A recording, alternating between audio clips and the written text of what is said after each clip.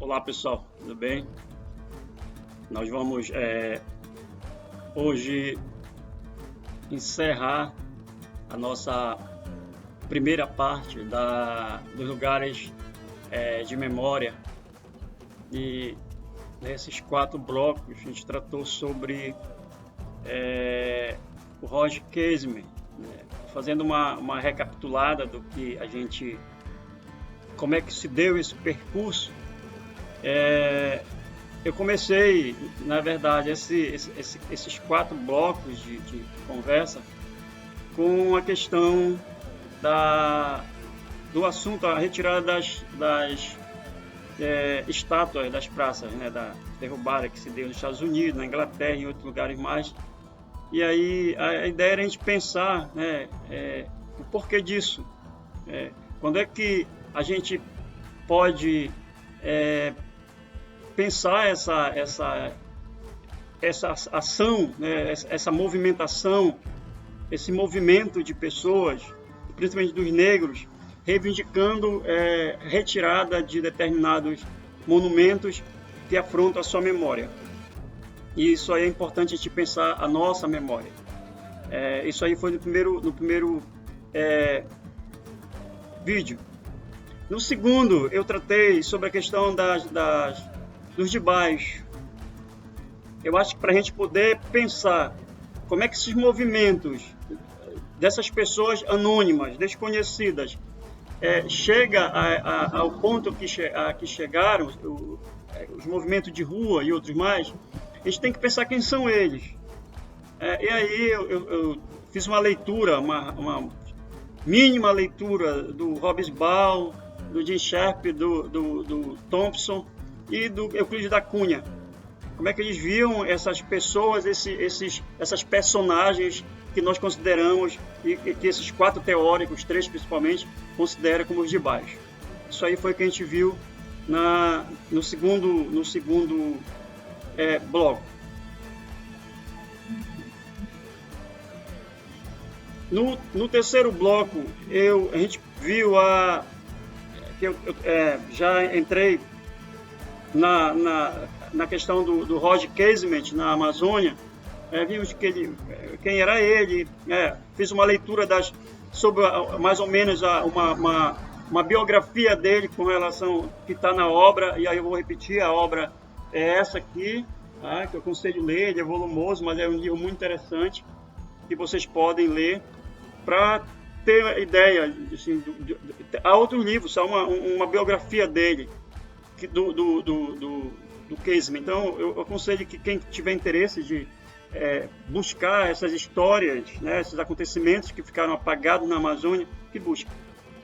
Aí eu fiz um percurso sobre o livro, a introdução do livro, na verdade, quem são as falas, e comecei num breve sobre o início da viagem dele, né? Antes de eu entrar propriamente já para o final do diário dele e finalizar, a gente tem que pensar que até o início do século XX, desde o século XVI, mas praticamente do século XVII, XVIII, XIX, a Amazônia ela era esse espaço que, além do mítico que ela trazia, né, e ainda demanda, ela era essa questão do espaço de provisão. É um espaço que poderia dar para o homem, para o europeu principalmente, aquilo de que ele necessitava, né? Mas também foi uma região que ficou relegada ao descaso por muito tempo. A gente sabe a questão da Tordesilhas, né? O Tratado de Tordesilhas, que dividia o hemisfério, a América do Sul, por exemplo, América ao meio, e o que ficava para um lado era a Espanha, do outro para Portugal. E a Amazônia, parte da Amazônia, a Amazônia toda, ela era espanhola. Não interessava a Espanha, porque ela estava ocupada lá para outro lado, Peru e outros mais, países que davam para ela lucro. O que ela ia fazer com um monte de mato que não dava, aparentemente não tinha nada para ela? e nem a Portugal também. Portugal estava mais interessado lá para o Sudeste, nas capitanias hereditárias e outros mais. Então nós ficamos aqui relegados ao esquecimento durante muito tempo. Desde o momento que a Espanha viu que não interessava mais a ela entregou a Portugal. E aí Portugal passou a administrar lentamente a Espanha, a Amazônia. Se a gente for perceber, nós continuamos a saga lentamente de um território, como Euclides da Cunha disse, perdido à margem da história. Talvez o Lévi-Strauss tenha tido uma visão bem mais interessante da Amazônia quando ele escreve no seu Tristes Trópicos. Há uma parte que diz assim, nem sei se esse povo vai chegar à modernidade. Moderno. O Bruno Latour diz que nós jamais fomos modernos, né? A todo conceito de modernidade demanda um monte de fatores que o Bruno Latour diz que se nós fizermos uma leitura dessa questão, e esse nós aí, no modo geral, chegaremos à conclusão de que nós não somos modernos, nunca fomos modernos. A modernidade demanda um monte de fatores. E principalmente, o Brasil. O Brasil, ele já nasceu na modernidade. Nós não tivemos... nós não vivemos a Idade Média, nós não vivemos períodos da história. Então nós já nascemos na Idade Moderna. Já passamos fases, pulamos fases. Né? Então, o Roger Casement, como ele conhecia a África, a realidade da África não era tão diferente da nossa, como ele conhecia realidades diferentes, quando ele veio para cá, ele já tinha todo um arcabouço de pesquisa, de saber. Diferente, né, do Antônio Chamas Rodrigues, que a gente viu no vídeo anterior, o Casement ele não queria conhecer a fauna e a flora, ele veio justamente para averiguar a denúncia de escravidão, de transgressão de leis de trabalhadores barbadianos, trabalhadores britânicos, mas chega aqui e encontra uma outra realidade que para ele também se tornou ele uniu o útil ao agradável. E aí, quando ele começa chega ao Brasil, passa para o Peru e segue para Caquetá, ele no barco, no navio, ele tem contato com as pessoas que trabalhavam lá em Caquetá. E na conversa, ele começa a colher informações. E essas informações ele vai registrando no diário dele. Então, todo livro, ele é o diário dele. Então, são 5 meses, eu disse que era 6 meses, são 5 meses de registro que ele traça aqui no Diário da Amazônia, do Roger Casement. Então, tudo que ele via, tudo aquilo que ele percebeu, tudo aquilo que... por exemplo, no barco ainda, antes de desembarcar em Caquetá, ele soube que havia índios que eram escravizados, que eram castigados. E ele anotou, quando ele chega ao local e começa a perceber, ele vai justamente comprovar essas informações. Que realmente havia muita mentira, por exemplo, na mata, os índios eles tinham uma meta a alcançar de borracha. Por exemplo, a cada 3 meses, eles tinham que, cada índio, ele tinha que levar lá para a casa de pesagem, pelo menos, no mínimo, 30 quilos de seringa, de borracha, de caucho. E aí, quando ele conseguia essa quantia, ele era liberado para voltar para conseguir mais outros 30. Quando ele não conseguia, dependendo da aproximação da meta dele, o castigo também variava. Variava de chibatadas, variava de surra, ele ia para o tronco. O Casement conta que havia troncos secos, que eles dizem lá, onde eram colocadas as pernas dos indígenas para eles serem castigados. Alguns eram colocados de cabeça pendurado com os pés para cima e cabeça para baixo. Outros levavam surra mesmo, alguns morriam mesmo, eram mortos. Então, havia a situação que ele encontra em Putumayo é realmente uma situação de escravidão. Então, ele ouve que índios eram mortos porque eles não conseguiam, às vezes, tentavam fugir, e quando eles eram recapturados, eles eram mortos pela rebeldia. Então, isso tudo, o Roger Casey, ele vai registrando no diário dele, né? E aí ele vai falar sobre quando ele estava aqui no Pará, e aí quando ele chega ao Amazonas, né? Mas aí quando ele chega tem uma informação que ele anota, que ele diz assim, olha, que ele recebe a informação e diz assim: a captura dos índios nativos, ou cholos, de Quitos, para as chamadas necessidades públicas, é perfeitamente aberta. Isso aí é uma informação que ele teve no barco, e um dos chefes de lá diz que o governo de Quitos, o brasileiro também, mas o governo de Quitos, sabia que os índios eles eram escravizados. Sabia dessas atrocidades que eram cometidas com os índios. Então ele diz assim, ele afirma, o informante dele do barco, que homens eram mandados para Putumayo, até 150, apinhados em barcos minúsculos, como o Melita era o barco onde ele estava indo para lá, ancorado ao lado de Esperança. Eram agarrados das ruas de Quitos. Recebiam as primeiras 3 mudas de uniforme de algodão azul. Eram levados para treinamento e depois mandados para a fronteira.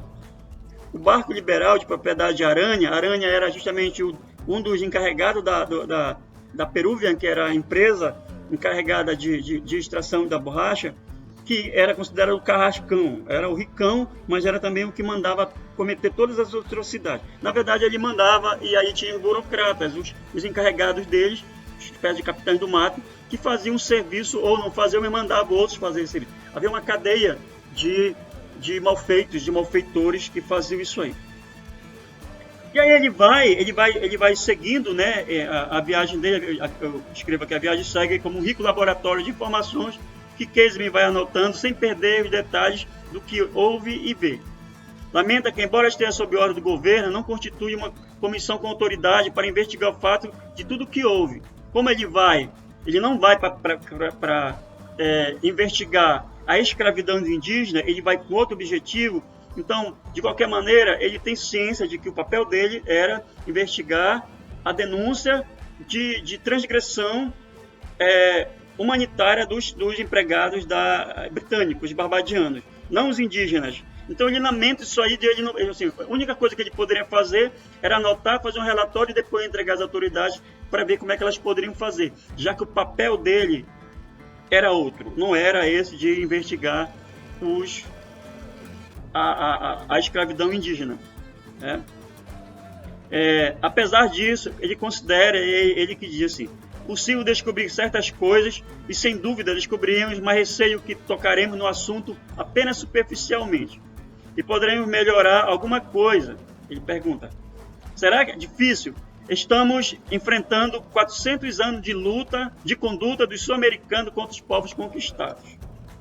Tinha ciência do que aconteceria, e é do país onde o tráfico de escravo começou, que foi a Inglaterra, né?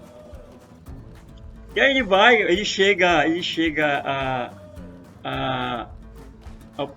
ao Peru, lá já na fronteira, né? Ele conversa com pessoas lá, com autoridade, é recebido pelo prefeito de lá, e aí vem na segunda parte do livro, que é chamado de La Chorreira, que é justamente a região onde ele vai encontrar, anotar todas as questões, né? E aí, na segunda parte do diário, La Chorreira, relata sobre as possíveis armadilhas que poderiam tramar contra ele. Ele temia a vida dele, ele sabia... as pessoas sabiam quem era ele, mas também sabiam que por trás da pesquisa do relatório que ele teria que entregar sobre a questão de Barbadiana, ele poderia fazer outras coisas além disso. Então ele temia a vida dele. Ele estava com uma comitiva, mas ele temia a vida dele. Ele temia que pudesse fazer com ele assim como fazia com os indígenas, né? E aí ele passa a entrevistar trabalhadores, que eram os encarregados dos barbadianos. Então ele colhe informações. Alguns mentem para ele sabe que estão mentindo, é interessante porque ele desconfia de todo mundo, porque ele já tem experiência lá do Congo. Então ele desconfia de todo mundo. Ele capta a verdade das pessoas pela maneira como elas contam, como elas relatam as informações para ele. Mas ele desconfia dessas pessoas. Então não é de todo mundo que ele vai colher informações com segurança. Ele tem essa questão. Então ele diz assim: o fulano me pareceu mentiroso, fulano me pareceu dissimulado.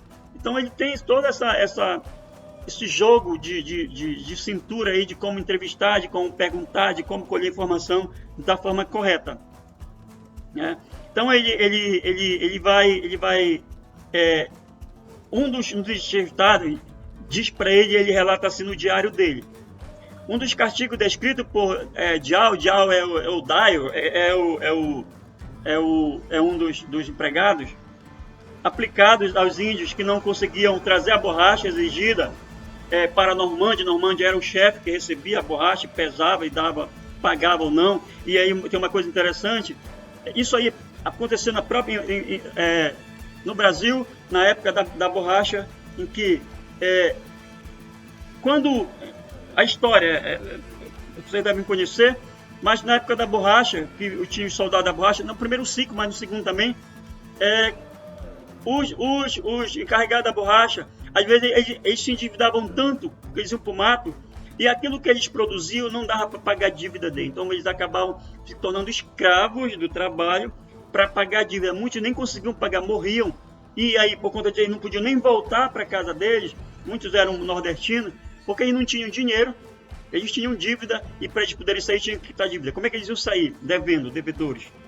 A Eneida de Moraes, ela diz que o pai dela enriqueceu na época da borracha vendendo produtos superfaturados. Ela dizia que ele aprendeu como é que era, ia a Belém, comprava e vendia nos beiradões aí com valor muito acima, e ela disse: o pai dela enriqueceu. Ela diz que naquela época nadava sem dinheiro. Então isso aí era normal. E aí o Casement, ele vai ver isso aí lá em Putumayo, nessa situação. Então ele vai dizer que um dos castigos descritos por Dio, aplicados aos índios que não conseguiam trazer a borracha exigida para Normande, que era o carregado, era levantá-los bem alto por uma corrente amarrada ao pescoço e deixá-los cair subitamente, de modo que perdiam os sentidos, e tinham de ser erguidos, puxando os braços em várias direções. Ele fez uma demonstração em nossa frente. Então ele vai, as pessoas que já estavam saturadas de ver aquilo ali, passaram a contar para ele. Aí, na segunda parte na terceira parte aí do diário, que é o Ocidente, ele vai continuar todas essas observações, as informações que ele colhe lá. E aí tem uma coisa interessante, que ele passa a perceber que nos relatórios dizem que havia mais de 530 seringueiros. E aí ele vai perceber que não há seringal, não há plantação de seringal, não há cauchos no mata. Então eles foram fazer uma visita na mata e perceberam que a distância não era muito grande. Então o que eles vão ver? Ele passa a crer que realmente a situação dos índios é de escravidão. Então essa questão de tirar, eles tinham que se sacrificar, passar fome na mata, procurando o caucho, para poder eles, pelo menos, chegar aproximado daquilo que era meta para eles. Porque não havia seringal na mata, era muito distante. Eles foram andar na mata e não viram, assim, nós vimos um aqui, outro ali, muito longe um do outro. Então isso aí só confirmava aquilo que ele ouvia dos outros. E aí ele faz anotações sobre a vida das pessoas, como é que as pessoas viviam, a comida, a vida delas, né? Ele vai para uma localidade chamada Entre Rios, que aí é a quarta parte. Também ele vai ver a situação dos índios. Ele anota assim: índios intimidados e completamente subjugados, dizimados, irremediavelmente obedientes, sem refúgio nem possibilidade de recuar, sem nenhuma recompensa. O sistema todo, do princípio ao fim, não passa de uma escravidão sem lei. Então, assim, se a Amazônia ela teve o seu auge de riqueza, Belém e Manaus usufruíram desse período, a Amazônia brasileira passou por essa situação. As Amazônias, a outra Amazônia, longe da nossa brasileira, ela também passava. Mas a situação, se no Brasil era de escravidão, porque houve escravidão também, passar fome, viver na mata, não poder voltar com sua família, não ter dinheiro, sabe? Dever, pagar para trabalhar. Isso é escravidão. Lá na região da Venezuela, do Peru, da Colômbia e outros mais, isso aí também era do mesmo jeito. A Amazônia toda, na verdade. Então, a história que a gente tem da Amazônia, da Belle Époque, desse embelezamento de Belém de Manaus e outros mais, é muito bonita. É a história que nós sabemos. Mas por trás dessa Amazônia, há outras. Há os invisíveis. Há os de baixo que ficaram escondidos, que ajudaram a enriquecer, mas que não têm voz. São essas pessoas que nós precisamos trazer a história. São essas pessoas que estão hoje brigando para a derrubada das estátuas dos seus opressores. Isso aí não é apagar a história, isso aí não é deturpar a identidade, como muitos dizem, isso aí não é apagar o nosso passado. Pelo contrário, é trazer o nosso passado para o presente e dizer como é que ele foi. É isso que a gente tem que fazer. É isso que nós precisamos fazer. É esse o papel da história. Olhar o passado e trazer para o presente. A história ela busca o passado, mas ela contextualiza com o presente. E aí é essa a relação do Casement. Então ele vai dizer que, embora os indígenas fossem tão massacrados, mas eles tentavam, de qualquer maneira, se divertir. Eles tinham dança, ele disse que ele olhava no rosto das mulheres, embora elas dançando, embora naquele momento de distração, havia tristeza, havia, assim, sabendo a marca da violência que era tramada contra eles, sabe? Então ele dizia assim que ele não conseguia ver alegria neles, no rosto das mulheres, né? Então ele conversava com os índios, ele vai para um lugar chamado Matanzas, o nome é bem sugestivo, né? Então ele descreve o lugar, como é que é o lugar. É um relato etnográfico, antropológico, muito interessante. É um diário é um livro que vale a pena ler, não enjoa, porque você quer saber o que vai acontecer até o final. E aí vai lá para a sétima parte, é o Entre Rios, é o lugar onde ele também vai colher informações, né? Ele vai dizer, lá nesse Entre Rios, assim, os índios não são apenas assassinados, açoitados, acorrentados, como animais selvagens caçados por toda parte, e têm suas habitações queimadas, suas mulheres são violentadas, seus filhos arrastados para a escravidão e para uma vida de indignação, e são, além do mais, descaradamente enganados. Eram enganados e tentavam enganar os outros. E aí ele vai continuando o relatório dele, né? E aí quando ele tem a confirmação da escravidão, né? A escravidão a que era submetida os indígenas, fazia-se como um círculo vicioso.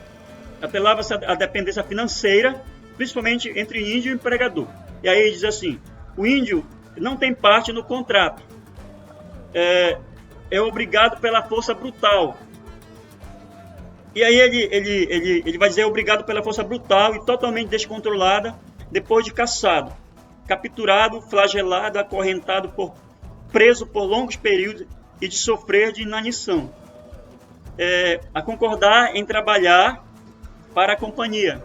E em seguida, quando é liberado desse processo de domesticação, que ele diz, a escravidão para ele lá era uma espécie de domesticação, ou seja, é um castigo para você aprender a fazer a coisa correta.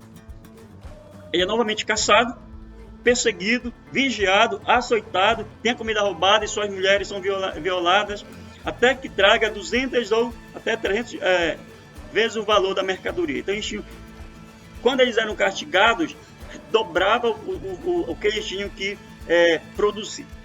Então era um castigo horrível.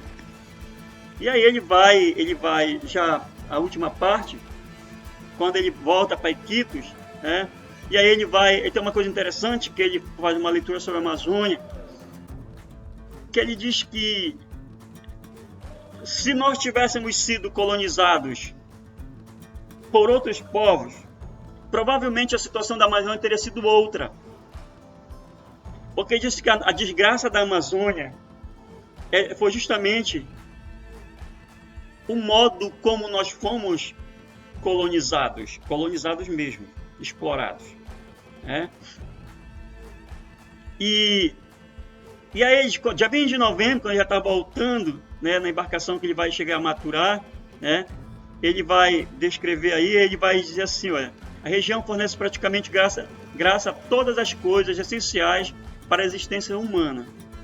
E isso em um clima, em latitude equatorial, é superior a qualquer outro mundo. Esse rio poderoso, muito além das suas margens, neste grande continente, espera a mão da civilização. E aí ele vai dizer que o nosso mal, a desgraça da Amazônia foi ter latinizada. A gente sabe qual era o papel do Império Romano. Como é que o Império Romano agiu no mundo.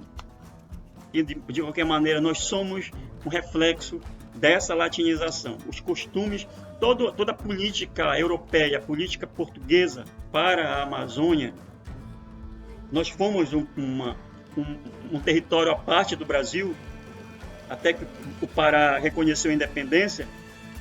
Nós tínhamos toda uma política europeia. Então, a nossa história, ela não é tão diferente, sabe, de outros povos que sofreram com a escravidão. Nós só temos uma história mal contada. A nossa história, ela é contada sob o viés do colonizador, não do colonizado. E é essa história que a gente precisa trazer à tona, né? E aí ele vai dizer, já para finalizar, ele faz um relatório para entregar, ele volta para a Inglaterra, informa para a autoridade da Amazônia, da brasileira, que ele está voltando, né? E só que quando ele volta, a Irlanda ela está passando por um processo de independência, ele está brigando pela independência. E aí ele passa a liderar o movimento de independência da Irlanda. E aí ele é considerado como traidor pelo governo britânico. E ele é preso. E dizem que é forjado, encontram alguns diários sobre a vida sexual dele. O Roger Casement, ele era homossexual. E aí, segundo, nunca apareceu esse diário, deram um fim do diário, diziam que existia, que o Roger Casement registrava perversões nesse diário com jovens, com adolescentes indígenas. E isso aí pesou contra o Casement. E aí, no dia, o acusaram de homossexual, de pervertido, né? E aí tinha os diários negros, que eram considerados diário negro, esse diário que diziam das perversões dele, né? Foi usado justamente para que os defensores deles não tivessem argumentos. E aí no dia 16, em 1916, ele é morto. É acusado de traição da pátria, tanto da Irlanda quanto da Inglaterra. Da Inglaterra. Então, a história do Roger Casement, ela é uma, assim, não só dele, há muitos outros que fizeram isso aí. É importante que a gente saiba. O massacre de Putumayo, a escravidão que aconteceu lá, é justamente uma parte da história da Amazônia que ficou escondida entre os relatórios oficiais. E que a gente precisa entender, a gente precisa buscar conhecer, para não achar que a história da Amazônia é bonita. É da Belle Époque, é do embelezamento lá de Belém e de Manaus, do Lemos e do Ribeiro. Não é assim. Então, essa é a história. A gente encerra essa parte que eu queria falar sobre Putumayo. Eu vou continuar nos próximos sobre as mulheres na Amazônia. Quero trabalhar sobre as escritoras da Amazônia. Até mais.